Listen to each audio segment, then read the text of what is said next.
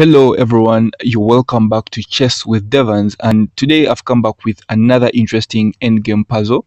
So in this puzzle, you are playing as white, and this is a white to move and mate black in 2 moves. So you are playing as white and you have to move and find the 2 moves that you have to play to mate black.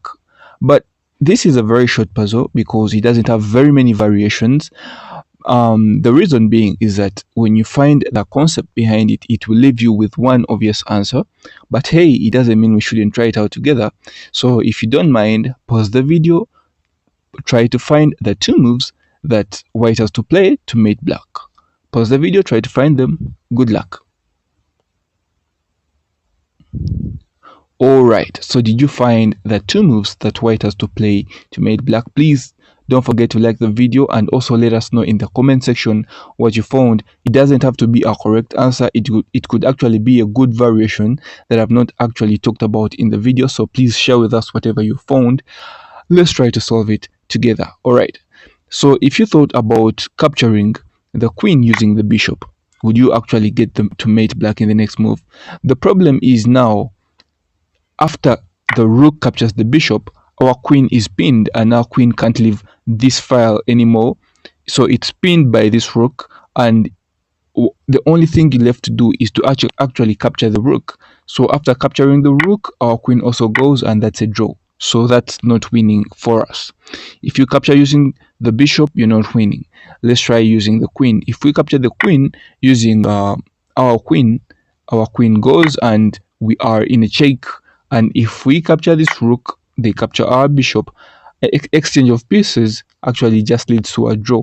So that's not the move we are looking for. Okay. What about checking? First of all, one thing you have to realize is that our queen is actually pinned and can't run away from this G file if our king is in this G file. Alright. So if we are to move our queen, then we have to move our king away from the G file. But the question is, to which square do we actually move our king to? Our king has 1, 2, 3, 4, 5, 6, 7, 8 squares to move to, but then which of the squares is actually suitable for us?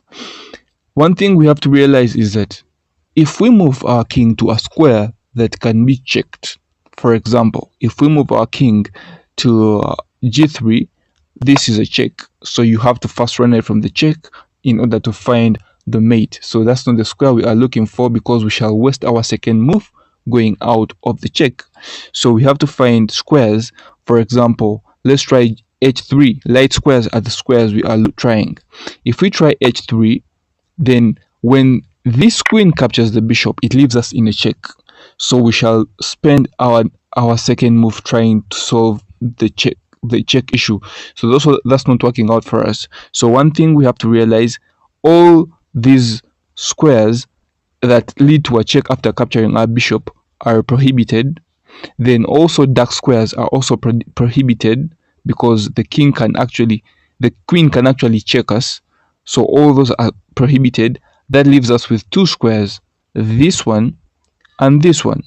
Now the problem is, if we played f1, then the king can be checked by the rook, and we have to run away from the rook. So that leaves us with only 1 square, and that is h1. And when we move our king to h1, there's actually no mate, right? First of all, this black king can't capture our queen. No, the black queen can't capture our queen because it's pinned by our bishop. So it has to only move through this lane, and wherever it goes, it can't check us. For example, if it captures our bishop, that's mate. And even if that's not black's first move, if black plays any rook move, still that is mate. So whatever black tries to do after we play h1 is a mate for us. So that was the solution for the puzzle, and if you found it, please let us know in the comment section. Don't forget to like the video and also subscribe. Until next video, have a good day.